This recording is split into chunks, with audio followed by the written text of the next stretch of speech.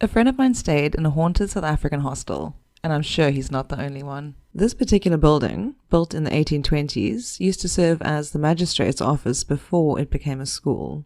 During my friend's time there, he absolutely never felt alone. The energy in that place, to him at least, was incredibly heavy, and even in a completely empty room, he felt like he was surrounded by people. During his first year, he was in one of the newer wings, so he didn't see anything too terrifying, but during his second and third year, he moved into one of the original buildings, and that's when things really started to go down. Not only did the energy remain incredibly heavy, but here he saw full-bodied apparitions, 3 of which were recognizable to him as they just appeared so often. The one he saw the most, an absolute hulk of a man whose form could apparently fill an entire doorway, used to follow him to the bathrooms and back, which, wow. I'm kind of okay with most ghost stories, but yeah, being followed is something that always freaks me out a little bit. Anyway, he could see his full figure, but unfortunately struggled to make out the finer features of his face.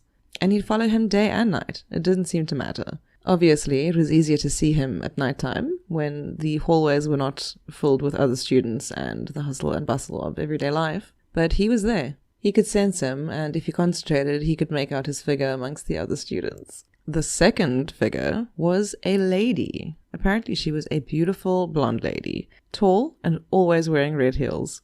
He'd hear her heels clicking in the hallway, and upon looking, he could actually see her. He could make out her figure, and he could see the color of her shoes. He mentioned that she was white. Not as in Caucasian white, but almost as if she was glowing, like her aura was white. Lastly, we have the third apparition, which was another man. While the woman glowed white, this man seemed to have a scruffy, messy kind of aura and vibe to him. Apparently he was also tall, very scrawny, and he always had shackles with him, which kind of checks out because it was a magistrate's office once upon a time. This apparition was always outside. He actually ended up naming him Frikkie because during his naughty nighttime smoke sessions, upon sneaking out of the building, he would encounter Frikkie. And Frikkie also used to follow him, so that's fantastic. I might have just not had my night smokes if there was a strange man carrying shackles following me around.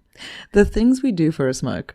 Now, none of these apparitions ever actually interacted with him, besides the following bit, which I still find a little bit unnerving. He never felt any kind of connection, but he could see them, which I think is really cool. If you've been to a haunted South African school, I would be very interested in hearing about it. And if you'd like to tell me any other kind of ghost story, I'd also be interested in hearing about that. You can find my email address in my Linktree, which is in my profile. Now then, have a good night and do your best to be kind.